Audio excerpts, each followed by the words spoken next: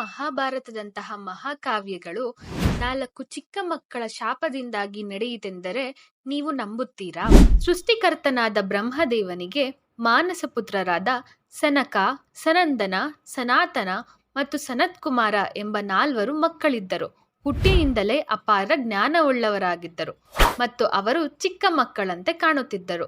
ಒಂದು ದಿನ ವಿಷ್ಣುವನ್ನು ಭೇಟಿ ನೀಡಲು ವೈಕುಂಠದ ದ್ವಾರವನ್ನು ತಲುಪಿದಾಗ ದ್ವಾರಪಾಲಕರಾದ ಜಯ ಮತ್ತು ವಿಜಯರು ಅವರನ್ನು ತಡೆದರು.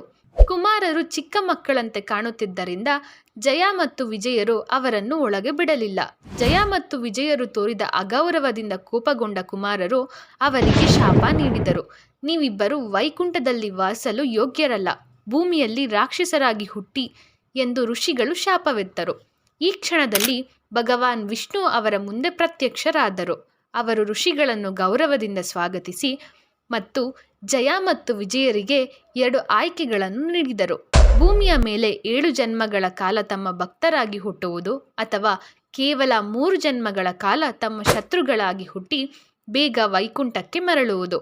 ವಿಷ್ಣುವಿನಿಂದ ಹೆಚ್ಚು ಕಾಲ ದೂರವಿರಲು ಇಷ್ಟಪಡದ ಜಯ ಮತ್ತು ವಿಜಯರು 2ನೇ ಆಯ್ಕೆಯನ್ನು ಆರಿಸಿಕೊಂಡರು.